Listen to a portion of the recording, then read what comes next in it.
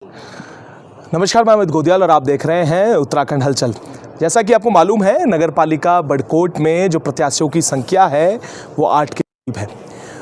पर एक खास प्रत्याशी हमारे साथ हैं जो पूर्व सैनिक हैं और जिन्होंने कुछ आरोप लगाए हैं। वो आरोप असल में अगर धार्मिक परिप्रेक्ष्य में देखा जाए तो काफ़ी गंभीर आरोप हैं, क्योंकि जो उत्तरकाशी है और पूरा ही जिला धर्म से कहीं ना कहीं जुड़ता हुआ नज़र आता है और यहाँ के जो लोग यहाँ पर रहते हैं उनका धर्म से बड़ा विशेष लगाव है। तो हमारे साथ राणा जी हैं, शोभन सिंह राणा जी। तो वो आरोप भी पहले जानेंगे कि आखिर क्या आरोप हैं और वो क्यों लग रहे हैं और किस पे लग रहे हैं। तो राणा जी, पहले तो स्वागत है आपका उत्तराखंड हलचल में। धन्यवाद। और मैं सबसे पहले तो उत्तराखंड हलचल यमुना घाटी के प्रथम पड़ाव बड़कोट में आपका हृदय की अनंत गहराइयों से स्वागत और धन्यवाद करना चाहूँगा। आप हमारे पास आए और मेरी आवाज़, आपको पता ही है कि आजकल वैसे भी नगर निकाय का हलचल मचा है और महासंग्राम चला है, उसके बारे में जो आप मेरी आवाज़ जनता तक पहुंचा रहे हैं उसके लिए आपका साधुवाद। और मैं शोभन सिंह राणा, अभी वर्तमान में अध्यक्ष यमुना घाटी होटल एसोसिएशन यमुनोत्री धाम और भूतपूर्व सैनिक। अब मैं आपको बताना चाहूँगा, आपने पूछा है कि आरोप क्या है आप पे लगा रखा है, तो मैं आपको बताऊँगा विधानसभा का जब चुनाव हुआ था तो उस टाइम हमारे बीच में हमारे छोटे भाई अभी वर्तमान विधायक श्री संजय डोभाल जी, उन्होंने चुनाव लड़ा था और हमने सभी ने गाँव से मिलकर एकता का एक परिचय दिया था और उसमें सबने ये इकरारनामा किया था प्रॉपर प्रस्ताव के साथ कि अभी ये प्रस्ताव बने कि अभी सारे लोग तन मन धन से भाई संजय डोभाल जी के लिए कार्य करेंगे और आगे जब कोई बात आई, कोई और चुनाव आता है तो उसके लिए राणा बंधु से अगर कोई उठता है तो प्रॉपर हम उसके साथ खड़े रहेंगे और उसको तन मन धन से सहयोग करेंगे और उसको विजयी बनाएंगे। ठीक है। तो ये सिलसिला लिखित में गया, प्रॉपर सारे गांव वाले बैठे थे, प्रस्ताव बना, उसमें साइन हुए और उसके बाद जैसे अब काफ़ी टाइम से चला कि नगर निकाय के चुनाव आ रहे हैं तो पीछे मिस होते गए, डेट निकलती गई। तो अभी जैसे ये नगर निकाय का चुनाव हुआ तो उसमें उससे पहले हमारे बीच में पहले हम 2 कैंडिडेट थे चकरगांव से, वो हमारे परम आदरणीय चाचा श्री जनक सिंह राणा जी वो थे और मैं था, 2 ही कैंडिडेट थे। तो 2 बार हमारे बीच में बैठकें हुई और गाँव वालों ने ये बोला कि देखो, उनके लिए ये बोला था कि आपको पहले चांस दे रखा है क्षेत्र पंचायत का, तो इस बार अगर फौजी मैदान में है तो सभी लोग फौजी भाई के लिए काम करते हैं। तो ये गांव के कुछ हमारे माताएं मैंने उन्होंने भी जो दूसरी मीटिंग हुई उसमें चर्चाएं चली थी। तो उसके बाद उन्होंने बोला कि नहीं, मैं तो 101% लड़ेंगे मिस्टर जनक सिंह राणा जी। तो आगे क्या हुआ कि बीच में फिर मैंने बोला कि चलो, ये हमारे बड़े भी हैं और परम आदरणीय श्री जनक सिंह राणा जी चाचा भी थे। तो मैं एक दिन 15 लोगों की टीम उनके घर में गए, हम सारे लोग सम्मानित लोग थे कि चलो ठीक है, अगर आप चुनाव लड़ते हैं तो मैं छोटा हूँ, मैं बेटा हूँ आपका, आप तैयारी कीजिए और मैं नहीं लड़ूंगा, लेकिन तैयारी आपको जितने साथ में थे दमखम के साथ करनी पड़ेगी। जैसे शोभन राणा करा, उन्होंने भी यही बोला कि ऐसे करना पड़ेगा आपको, लेकिन उन्होंने बीच में अपना कोई जवाब नहीं दिया, कोई उत्तर नहीं दिया और बाद में सुना कि वो नहीं लड़ रहे। और जब 2-4 महीने रह गए कि अभी वो जो हैं, अभी विधायक जी के जो भाई हैं विनोद डोभाल जी, कुतरू भाई, छोटे भाई हमारे, उन्होंने उनका नाम आया संज्ञान में। तो ये चला, तो हमने ये बोला कि चलो, कोई अपने मुँह से तो भाई ने बोला नहीं है, कोई अफवाह होगी, लेकिन वो धीरे धीरे जैसे नगर निकाय के चुनाव की डेटें तय हुई है तो उसमें वो सारा क्लियर हो गया, नामांकन हो गया। तो हमने सोचा ये तो वास्तव में सच है। तो उसके लिए फिर एक दिन गांव में मीटिंग हुई तो अभी ये दिसंबर की बात है। तो उसमें यही बोला गया कि देखो जी, अब जो वैसे तो आपका चुनाव लड़ने का, बोलने का तो अधिकार नहीं होना चाहिए, क्योंकि हम गाँव के, देखो ये कोई सरकार की तरफ से तो नहीं था, जब गाँव का प्रस्ताव बनाया गया है और गांव में जब भी कोई मीटिंग होती है तो उसका कहीं ना कहीं कुछ न कुछ महत्व तो रहता ही है। तो उसमें आपने बोला है कि पहले तो प्रस्ताव को नकार दिया गया कि नहीं बना है, लेकिन जब हमने कुछ ऐसी बातें बोली तब बोला कि नहीं, ऐसा नहीं लिखा है वैसे। फिर उन लोगों ने जिन्होंने साइन किए, उन्होंने बोला प्रस्ताव प्रॉपर बना है और उसमें ये तय किया गया था कि आगे अगर कोई चुनाव आएगा तो उसमें अगर राणा बंधु से कोई चुनाव के लिए दावेदारी करता है तो हम उसके साथ 2 कदम आगे खड़े रहेंगे, तन मन धन से। ये प्रॉपर हो गया था। तो मैंने कहा, मैं कुतरू भाई भी उस दिन डोभाल जी आ रखे थे, विनोद डोभाल जी आ रखे थे, उनकी विदाई जी की धर्मपत्नी भी आ रखी थी, वो सारे भाई बंद सभी के आ रखे थे, पूरा गांव था वहाँ पे। तो मैंने निवेदन किया कि देखो यार, प्रस्ताव तो बना ही है और मैं एक निवेदन करना चाहूँगा। मैंने विनोद भाई को बोला कि अभी मेरा एक ज़्यादा नहीं, एक टाइम है, अभी मुझे आप सपोर्ट कीजिए और अगली बार जो है हम आपके साथ बड़ा चुनाव आप लड़ेंगे विधानसभा का या सांसद का, तो बढ़ चढ़ कर ये फौजी आपके साथ खड़ा हो जाएगा, अभी मुझे मौका दे दो प्लीज़। तो उन्होंने बोला नहीं जी, मैं तो लड़ूंगा, मेरा तो सारा ये है, मैं ये हूँ। तो मैंने कहा देखो, 2 कैंडिडेट रहेंगे तो फिर गांव से अच्छा मैसेज नहीं जाता है। और हमें जहाँ जहाँ जा रहे हैं, हम गांव में सभी जगह पूछ रहे हैं कि 2 कैंडिडेट क्यों हैं आपके साथ। अब जिनको तो पता है कि आपका प्रस्ताव बना है, हाँ भाई बना है, तो मतलब प्रस्ताव बना है तो उन्होंने उस पर खरा उतरना चाहिए। उसके बाद जो पोखी देवता वाली बात कर रहे हैं आप, जिस दिन विधानसभा का चुनाव था, जब पोलिंग हो रही थी, तो उस दिन पोखी देवता बूथ पे जाने से पहले, यानी कि 100 मीटर पहले हमारा पोखी देवता का मंदिर है चकर गाँव में। तो वहाँ पे उन्हीं के परिवार वाले बैठे और वहाँ पे थाली रखी है। हमने सोचा कि तिलक लगा के चलो भाई स्वागत के साथ आप जाइए और संजू भाई के लिए वो पोल करें ताकि संजू भाई विजय हो जाएंगे। तो लेकिन जब तिलक लगाने लगे तो वहाँ वो साथ में हमारे जो इस क्षेत्र के, इस रवाई घाटी के जो आराध्य देव हैं पोखू देवता, उनकी कसम खाने लगे कि कसम खाओ कि हम गाँव से बाहर नहीं जाएंगे, हम संजू भाई को पोल करेंगे। तो मेरे परिवार ने सब ने मना कर दिया कि हम पोखू देवता की कसम नहीं खाएंगे। ऐसा कसम खाना, ये देवता है, बड़ी देव शक्ति है हमारे इसमें क्षेत्र में आजकल ऊपरी सारे पहाड़ों में। तो हमने कसम नहीं खाई। हमने कहा अगर आपको हम पे कुछ डाउट है तो आप साथ चलिए, मैं वहाँ जो पीओ साहब होंगे उनसे रिक्वेस्ट कर दूंगा कि हमें शक के दायरे में देखा जा रहा है, तो आप चलिए। तो खुद संजय डोभाल जी की धर्मपत्नी जो है वो हमारे साथ चली और वो प्रॉपर वहाँ साइड में खड़ी रही और उन्होंने बोला यहाँ दबाओ।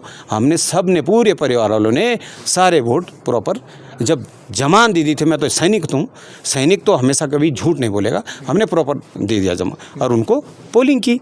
तो अब जाके ये बातें नहीं उठनी चाहिए थी ना। तो मेरा ये उन्होंने ये जो प्रस्ताव था, पहले तो मैं प्रस्ताव में आऊँगा, जो प्रस्ताव बनाया गया उस समय कौन कौन डोभाल जो फैमिली से, जो उनका परिवार है, उस समय कौन कौन मौजूद था और किसकी और लोग थे जिनकी निगरानी में ये प्रस्ताव बनाया गया? उस दिन वहाँ पे डोभाल बंधु तकरीबन सारे और गांव के जो और लोग थे सारे बैठे थे। ये मीटिंग एक दिन 3 दिन चली। संजय डोभाल भी थे, विनोद डोभाल भी थे, दोनों ही। उस दिन जो विधायक जी थे वो भ्रमण में थे, उनकी पत्नी थी, ठीक है, उनके चाचा के लड़के थे और वो उनकी माता जी थी। सारे मतलब पूरे, ऐसे नहीं कि सारे लोग वहीं थे, खाली वो बोल के कहीं भ्रमण में जा रखे हैं। विधायक जो थे संजय डोभाल जी वो नहीं थे उस दिन, ठीक है। बाद बाकी सारा प्रॉपर प्रस्ताव और जिन लोगों ने साइन किया वो सारे साक्षी हैं अभी भी, वो प्रॉपर प्रस्ताव बनाया गया। और वो प्रस्ताव पहले तो उससे अगर आप लोग साफ छवि से आते थे और आपने जब बोल दिया था, इकरारनामा जब हो गया था, तो वो प्रस्ताव का पन्ना नहीं फाड़ना चाहिए था, उसको एज इट इज वैसे रहने देते और उसके अनुसार फिर आगे की दोबारा जो चला है, जो लोगों ने बोला ये तय हो रखा है, वह प्रस्ताव दे के सारा जग जाहिर हो जाता है। जो तो अभी मीटिंग ली गई है, जो आप बोल रहे दिसंबर में मीटिंग हुई, उस समय जब आपने कहा कि हमारी इच्छा, या राणा परिवार जो है, जो प्रस्ताव में बोला गया था वो भी जिक्र आया होगा, तो उस समय जो डोभाल फैमिली थी या भाभी जो उनकी है या विनोद डोभाल है, वो वहाँ पर रहे होंगे, वो मौजूद थे उस समय क्या चर्चा की गई, क्या बात हुई? अब वहाँ पे जो हमारे वर्तमान विधायक जी हैं भाई संजय डोभाल की धर्मपत्नी, उन्होंने कुछ नहीं बोला, ठीक है। उनकी चाची जी वहीं थी, उन्होंने कुछ नहीं बोला, ठीक है। खाली वहाँ जो और जब मेरे को उठाया गया, पहले विनोद डोभाल जी को बोला गया कि आप 2 शब्द बोलें, जब आप आ गए हैं स्वागत है आपका। उसके बाद उन्होंने जो बोला, उसके बाद मेरे को बोला गया, तो मैंने ये रिपीट किया कि जब प्रस्ताव बनाया गया है तो पहले तो ये बात आनी नहीं चाहिए कि भाई साहब जाहिर है, पूरा गांव जानता है कि इन्होंने पहले प्रस्ताव बना रखा है कि अगली बार जो भी दावेदार होगा तो राणा बंधु से होगा। इसमें आप गलत न लें इसको कि जाति भेद, क्योंकि हमारे परिवार चक्रगों में राणा बंधु और डोभाल बंधु और बड़ा प्यार है आपस में, लगता नहीं है कि ये उस फैमिली का है, इस फैमिली का है। यार डोभाल जी हमारा घर एक ही जगह है, आदान प्रदान में ऐसी कोई दिक्कत नहीं। तो ये जब हो गया था तो ये बात उठनी नहीं चाहिए, लेकिन अब ये मैं नहीं बोल सकता हूँ। हमने जब गांव वालों ने बोला, सबने बोला कि इस बार जब ये प्रस्ताव बन रखा है तो इस बार फौजी भाई के लिए काम करेंगे और आप रहने दो।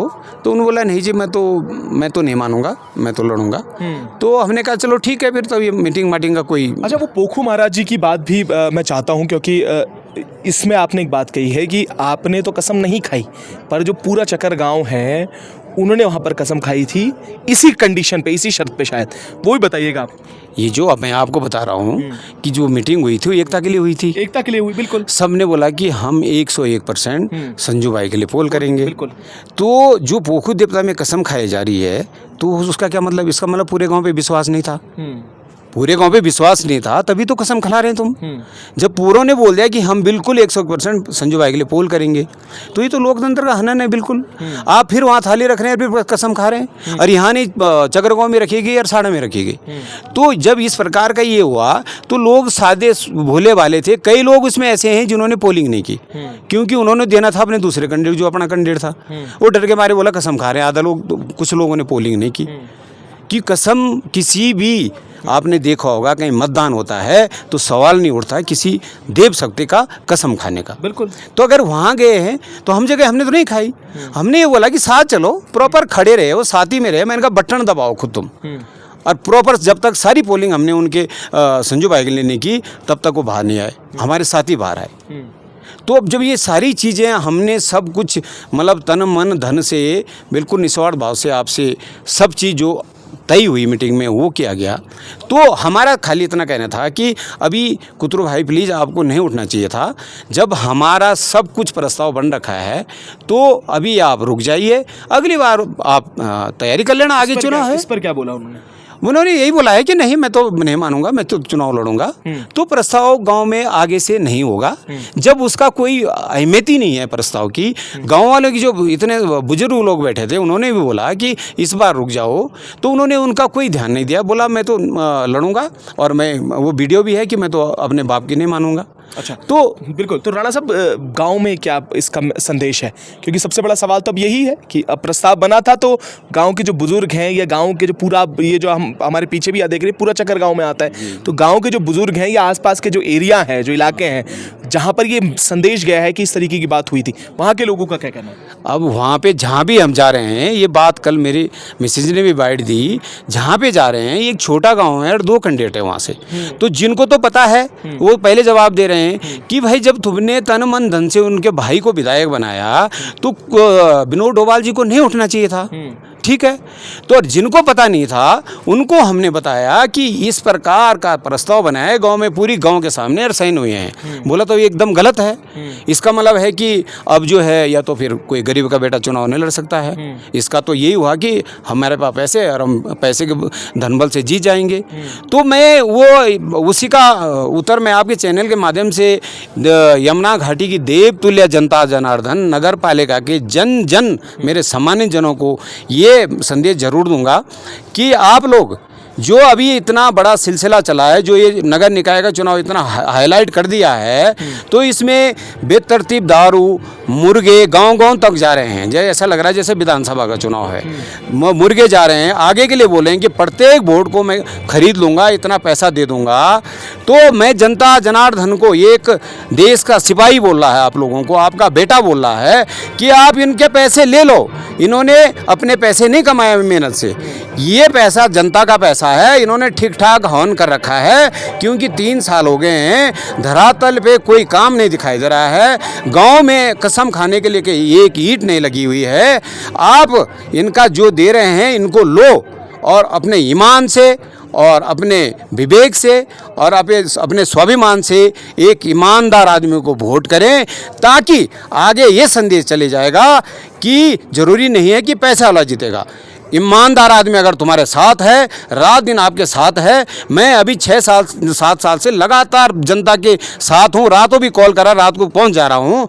तो आप 23 तारीख का दिन होगा और मेरा चुनाव चिन्ह बल्ला है। अब की बार है बल्ले की बारी, बहुत हो गई है भ्रष्टाचारी, और इस बल्ले पे मोहर लगाएं और अपने बेटे फौजी भाई को अधिक मतों से विजय बनाएं और ऐसे आदमी को सबक सिखाएं जो इस प्रकार से पूरे बड़कोट का माहौल ख़राब कर रहे हैं। और आपके संज्ञान में थोड़ा ये बात बिठाना चाहूँगा, ये जो अब जब राजनीतिकरण में जब कोई बातें खुलती है तो उसको थोड़ा सा जनता के बीच में डालना चाहिए कि इन्होंने इससे पहले इनके घर में हमारे आदरणीय चाचा जी प्रधान रहे हैं, उसके बाद जो है ये संजू भाई जिला पंचायत रहे हैं, उसके बाद फिर इनकी चाची सभासद रहे हैं, उसके बाद अभी फिर यमुनोत्री विधानसभा के विधायक बनाएंगे संजू भाई, और उसके बाद फिर ये पैरवी कर रहे हैं। लेकिन विकास के नाम से अगर पूछें तो पूरी रवाई घाटी जानती है, और चकर गांव में विकास के नाम से अगर कहीं एक ईंट लगी है तो ये बता दें कि हमने अपने कार्यकाल में ये काम किया है। आज तक जीरो है, एक भी काम जो है सार्वजनिक गांव में नहीं हो रखा है। अरे जब जनता जिता रही है तो आउटपुट भी दो ताकि जनता आगे विश्वास करे। अब आगे भाई ने कुछ अभी तक कोई विकास का कार्य अगर है तो भारत सरकार की योजनाओं से है। आप पर्सनल जो विधायक की योजनाएं हैं उसको बता देंगे ये काम हो रखा है, तभी तो जनता विश्वास करेगी। और आगे फिर तुम दावेदारी कर रहे हैं, ये निराधार है, असत्य है। ऐसा नहीं होना चाहिए कि हर जगह तुम ये परिवारवाद की राजनीति करें। प्लीज़ हमारा अगर मौन है तो हमें मौन रहने दीजिए। ये नहीं है कि हमें कुछ पता नहीं है, जनता को कुछ पता नहीं है। जनता इस बार जवाब देगी और ये नगर पालिका का जो कमान देगी एक ईमानदार आदमी को देगी। धन्यवाद, जय हिंद, जय उत्तराखंड। बहुत शुक्रिया राणा साहब। और सीधे तौर पे कह दिया है जो परिपाटी चली आ रही है धन बल से चुनाव जीतने की, उसे तोड़ने जा रहे हैं। और ये बड़े आरोपों के साथ कहा है कि इतने बार के जनप्रतिनिधि रहे हैं, कभी इस बार जो वर्तमान में विधायक हैं, उससे पहले जिला पंचायत, उससे पहले सभासद, तमाम कार्यकाल रहा है, पर विकास के नाम पर एक ईंट की कसम, मतलब एक ईंट भी अगर गांव में लगी हो उसकी कसम खाने तक के लिए कोई ऐसा उदाहरण नहीं है। अब देखना है कि जो परिपाटी है वो इस बार टूटती है या नहीं, या फिर से वही होगा जो अब तक होता आया है। अब 23 तारीख को जब मतदान होगा तो जनता का झुकाव किस ओर होगा वो भी देखने वाली बात होगी। और पूरी नगर पालिका बड़कोट पर हम नजरें बनाए हुए हैं क्या होता है, और 25 तारीख को किसके फेवर में वोटिंग होगी या किसके फेवर में रिजल्ट आएगा वो भी आपको अपडेट करते रहेंगे। तब तक ले जुड़े रहिएगा और देखते रहिएगा उत्तराखंड हलचल।